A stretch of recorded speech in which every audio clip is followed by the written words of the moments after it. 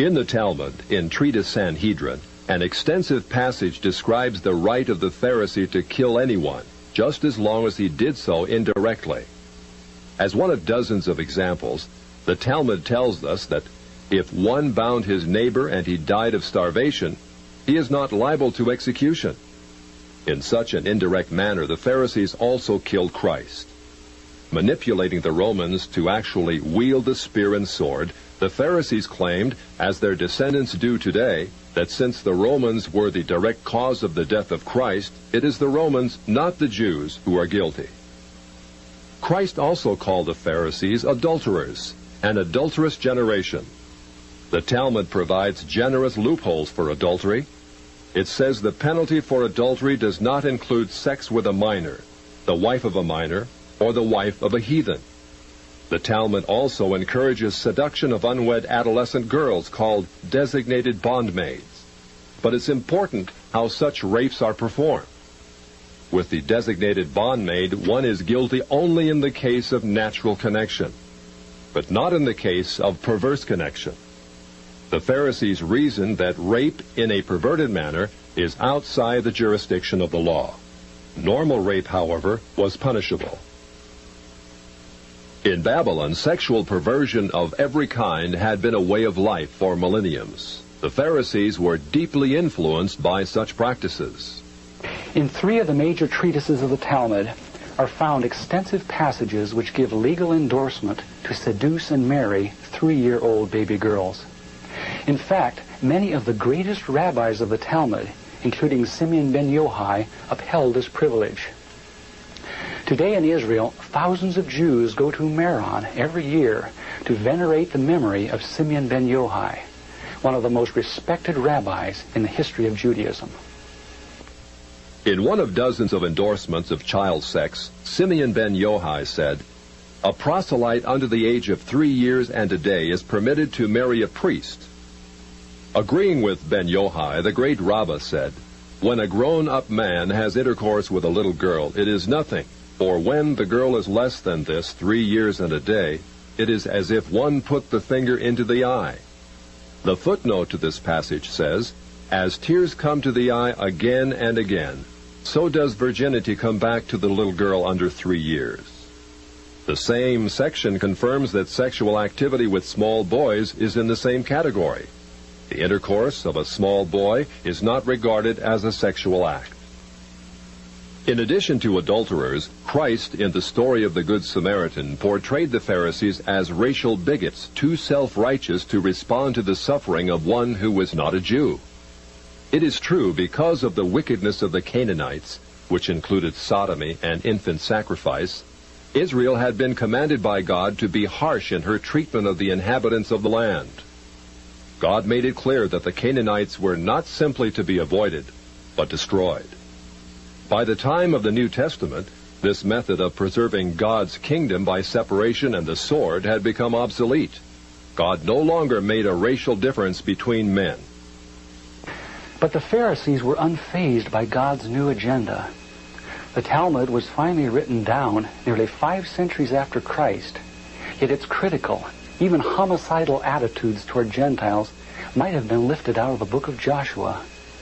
However, the quickest way to grasp the Talmudic view of Gentiles is not directly from the Talmud, but from the Jewish encyclopedias. If we quote an isolated opinion from the Talmud, a rabbi may quickly object, saying, "But that is not the overall opinion of the Talmud. That is not the definitive view." What the Jewish encyclopedia provides us is a definitive overview of perhaps hundreds of rabbinic statements on any subject, giving us accurate summaries of what the Talmud generally teaches.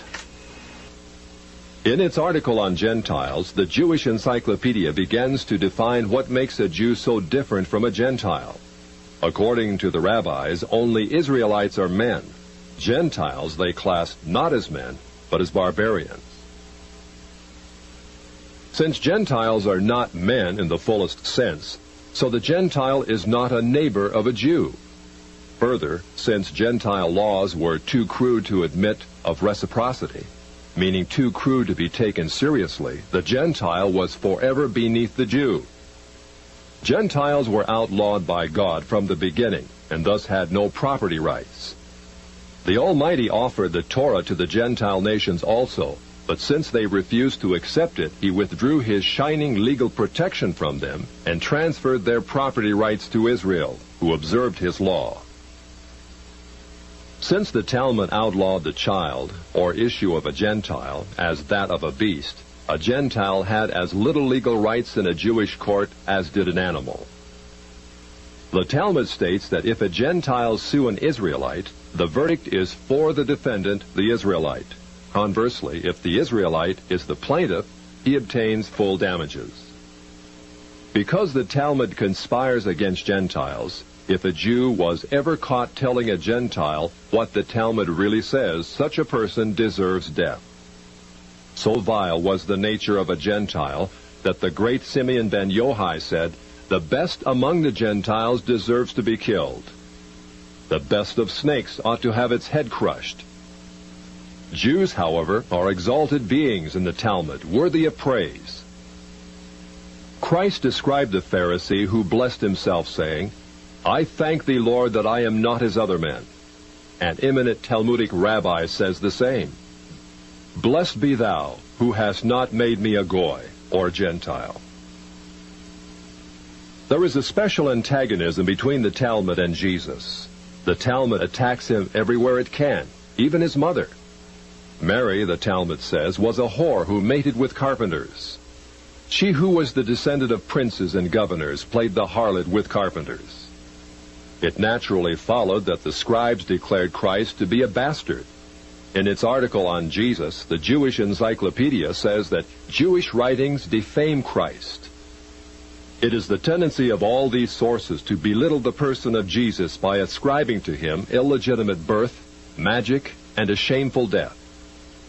Jesus, according to this article, was considered one of the three worst enemies of Judaism who came to an ignoble end. The Talmud says they subjected him to 4 deaths: stoning, burning, decapitation, and strangling. The Talmud also says he is now in hell, punished with boiling hot excrement. What is Christ's advice as he speaks to us out of hell? The Jewish Encyclopedia quotes Jesus as telling us above all to bless the Jews. He says, "Further their well-being. Do nothing to their detriment. Whoever touches them touches even the apple of his eye." Christians, as followers of the false prophet Jesus, also deserve death. The Jewish Encyclopedia again recaps the Talmud's position. A Gentile observing the Sabbath deserves death. It says the Talmud's hatred was probably directed against the Christian Jews.